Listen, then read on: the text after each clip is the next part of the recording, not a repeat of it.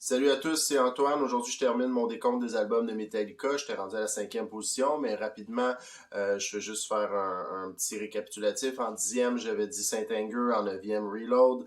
En huitième, Hardwire to Self-Destruct. Septième, Injustice for All. Sixième, Kill 'Em All. Et je suis rendu à la cinquième position.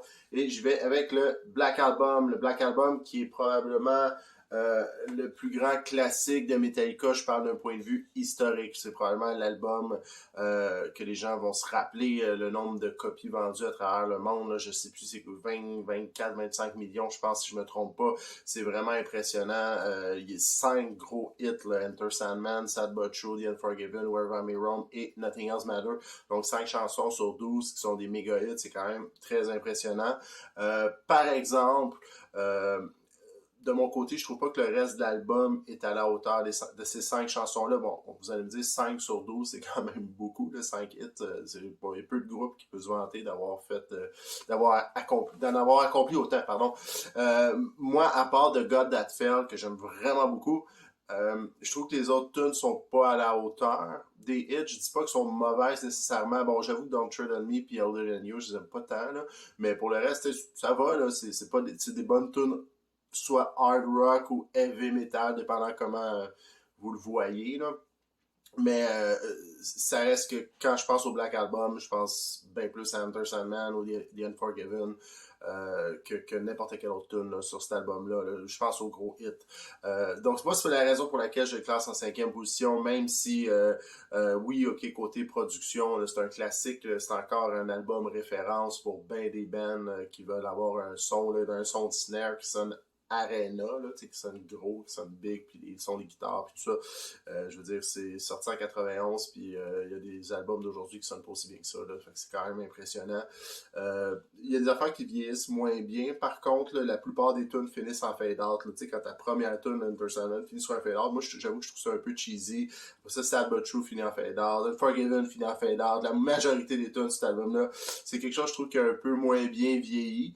Mais somme toute, on peut pas nier là, que c'est un classique. Je sais qu'il y a certaines personnes qui ont décroché avec cet album-là, parce que c'était rendu un peu plus accessible, plus populaire, tout ça. Moi, bon, j'ai connu le band avec ce groupe-là, donc c'est pas quelque chose qui m'embarrasse. Mais malgré, je suis quand même capable de comprendre. Puis oui, il y a des albums qui étaient sortis avant que je classe plus haut sur ma liste. Puis somme toute, si j'avais eu l'âge de ces gens-là, si j'avais connu Metallica dans les années 80, mettons que les années 80, ça aurait été mon adolescence, j'aurais peut-être été un petit peu plus désintéressé au moment de sa sortie, mais je le sais pas, c'est pas ma réalité. Voilà. Alors, j'y vais avec la quatrième position. Load, qui est un choix probablement très controversé pour une quatrième position.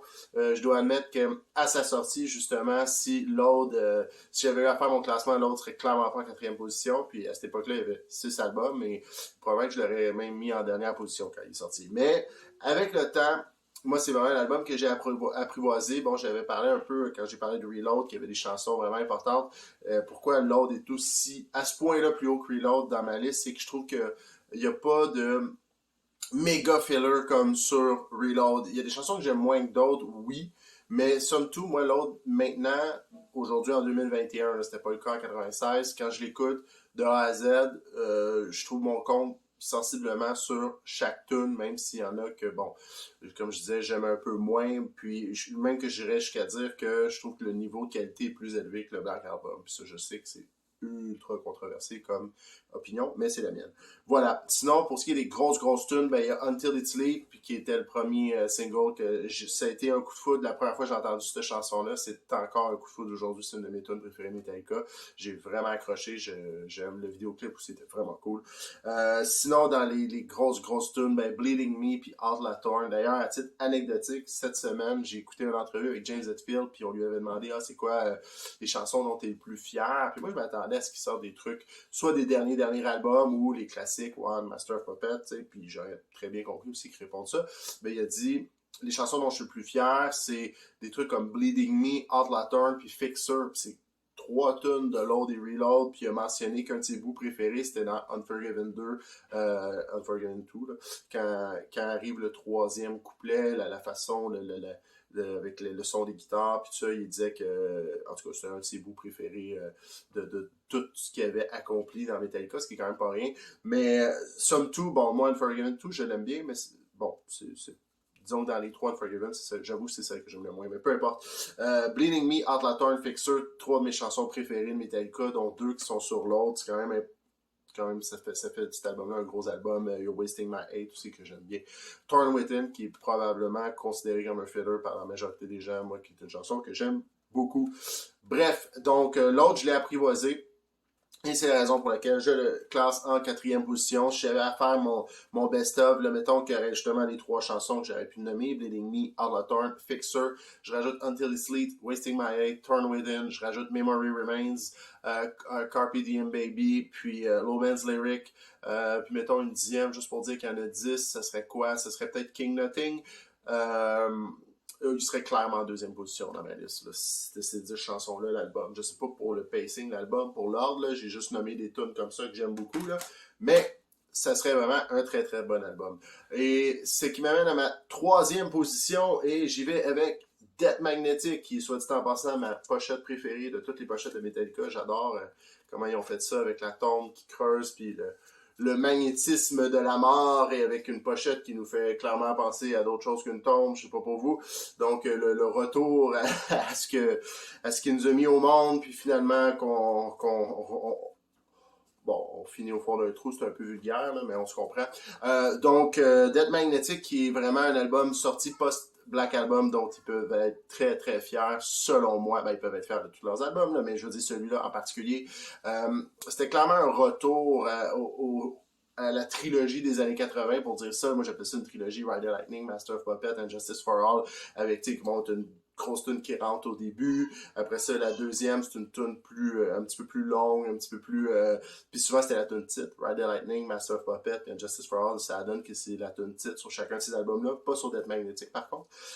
Sinon, la 3, c'est une tune plus pesante. Il y avait Four Room de Beltos, The Thing That Should Not Be, Eye of the Beholder, puis là, The Broken Beat and Scar, qui est comme pesante. La 4, c'était la tune avec un intro smooth, puis qui finit, tu sais, qui est un couplet-refrain, puis ça finit avec une grosse finale instrumentale, des solos qui finissent plus. Tu avais Fade to Black, Sanitarium, One, puis dans ce cas-ci, c'est The Day That Never Come.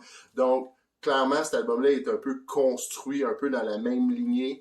Je trouve que c'est un album qui aurait pu suivre Injustice for All sans problème. Sauf que lui, bon, il y a 10 tunes. Ride the Lightning, Master of Puppets en ont 8, Injustice for All en ont 9, t'as comme une tune de plus, Trouver l'intrus, je sais pas si c'est Shortest Straw ou Fried Hand of Sanity sur Injustice for All, l'intrus, mais dans ce cas-ci, t'as un peu le pacing d'Injustice for All, je trouve, pour ce qui est du style, puis t'as l'intrus qui est Unforgiven 3, la 3, que je trouve très bonne, mais qui est comme la tune qui change un peu le pacing par rapport aux trois albums des années 80. Je trouve qu'on est vraiment dans le même style. T'as la longue chanson instrumentale avec Suicide and Redemption, puis une tune rapide qui est souvent la plus courte de l'album à la toute fin, à part sur Ride the Lightning, parce qu'ils finissent la tune instrumentale. Dans ce cas-ci, c'est My Apocalypse. Moi, j'adore. Il y en a qui disent « Ah ouais, mais ils ont refait ça juste pour de garder l'intérêt des fans, parce que les fans voulaient entendre ça, c'est pas vraiment ça qu'ils voulaient faire. Je sais pas si c'est le cas, je suis pas dans leur tête, mais si c'est le cas, c'est pas parce que t'as pas nécessairement envie de faire quelque chose que t'es pas capable de bien le faire. Tu sais, moi, il y a des journées, j'ai pas envie de travailler, mais j'accomplis quand même bien mon travail. Donc, moi, dans tous les cas, j'écoute cet album-là, je sais pas s'ils avaient envie de le faire, mais moi, je trouve qu'ils l'ont vraiment bien fait, puis je pense que c'est un excellent album, un de leurs meilleurs. That Was Just Your Life, la première, c'est ma préférée sur l'album. J'avoue que quand j'ai écouté cet album-là la première fois, ça a été ma préférée, et ça l'est encore aujourd'hui. C'est une de mes classiques, là, dans mon top 10, peut-être, ouais, 10. Metallica ont beaucoup de bonnes tunes, mais je pense qu'il est dans mon top 10. Cela étant dit, il y a The Day That Never Come, que j'adore, Judas Kiss, que je trouve qui est vraiment une très bonne chanson, puis j'adore le artwork, vraiment, cet album-là. Pour ça, c'est mon préféré, côté artwork. Alors, j'arrive à la 2e position. Ben oui, je vais avec les grands classiques, je m'en sors pas. En 2e, c'est pour les 2 premières positions, je veux dire. Là. En 2e, donc, c'est Ride the Lightning. Ride the Lightning a encore un petit quelque chose de Kill 'Em All côté juvénile, mais une grosse progression là, en termes de composition, selon moi. Il y en a qui vont dire que non, là, que c'est une régression parce qu'ils préféraient le côté plus trash de Killamore, puis ça va, je comprends. Moi, je pense que c'est une progression avec un côté un peu plus prog dans la structure des chansons, puis plus de diversité côté style. Bon, Fade to Black avait été, ça a l'air un peu controversé à l'époque parce que ça avait un feeling balade, là, mais bon, aujourd'hui, je trouve que ça a bien vieilli, mettons. Sinon, je sais que James Hetfield n'aime pas du tout la chanson Escape. C'est une chanson qui n'est même pas supposée être sur l'album, qu'ils ont fait en vitesse pour finir. Je sais pas si ça avait un lien avec leur contrat de disque ou quelque chose comme ça. Donc, cette tune-là a été faite un peu à la fin, puis elle sonne un peu plus rock que les autres. Puis, il la jouait jamais live d'ailleurs. Puis, ben moi, je trouve qu'elle passe bien, mais ça va. En sachant cette information-là, quand je l'écoute, je comprends, mais on dirait que ça m'a jamais choqué l'oreille quand j'ai écouté cet album-là. Sinon, ben, ça rentre Fight Fire with Fire. Je m'imagine en 84, quand c'est sorti avec l'intro de Git, j'aurais probablement capoté ma vie d'entendre ça pour la première fois. À cette époque-là, ça bûche, mais encore aujourd'hui, je trouve que ça bûche vraiment. La chanson titre Ride the Lightning, moi c'est une qui est un peu moins bien vieillie. J'avoue que je trippe un peu moins qu'avant. Celle-là, je trippais la première fois que j'ai entendu l'album. Mais avec le temps, elle m'accroche un peu moins, je dois admettre. Puis elle file un peu plus qu'elle est morte, selon moi. Je trouve que c'est la tune qui file le plus qu'elle est morte de l'album. Peut-être parce que Dave Mustaine a des crédits dessus, ça se pourrait.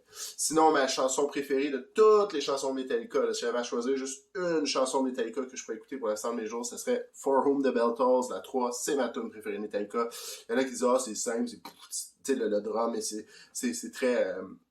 c'est quasiment une marche, là, tu sais, mais moi, la pesanteur de ce tune-là, même avec un enregistrement de 1984, je trouve qu'aujourd'hui, ça rentre au poste, là, à fond la caisse, j'adore For Whom the Bell Tolls. C'est ma tune préférée Metallica.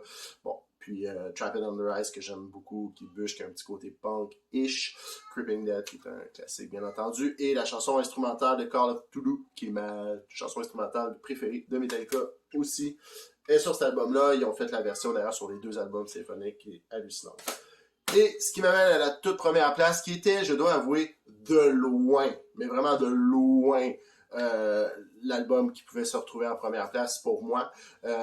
Comme j'expliquais, si Load Reload, je faisais mon best-of, il serait en 2e place, mais l'indétrônable, et je suis pas très original, je pense que c'est le choix de bien des gens, c'est Master of Puppets. Cet album-là, autant le Black Album risque d'être historiquement parlant, le plus grand classique de Metallica, ne serait-ce que par le nombre de ventes. Là. Mais moi, pour moi, puis pour bien des fans, je crois que c'est Master of Puppets. Je sais qu'il y en a beaucoup qui nomment Ride the Lightning, puis ça va, je peux croire, mais pour moi, lui, il est vraiment une grosse coche au-dessus de tout le reste. La raison, c'est qu'il est bon de A à Z. Puis, tu sais, je parlais de tunes longues qui feel long avec Saint-Anger. Ben, dans Master of Puppets, il y a des tunes longues, mais je trouve pas qu'il feel long. Je trouve que ça marche au bout, tout est bon. J'adore la production, on entend bien chaque instrument. Bon, aussi, c'est que le Ben, on sent qu'il est vraiment uni sur cet album-là. Tu sais, t'as pas eu Bon, Cliff Burton est encore en vie, il n'y avait pas toutes les controverses qu'il y a pu y avoir avec Jason Newsted par la suite. Là. Donc, c'était vraiment un band uni, inspiré...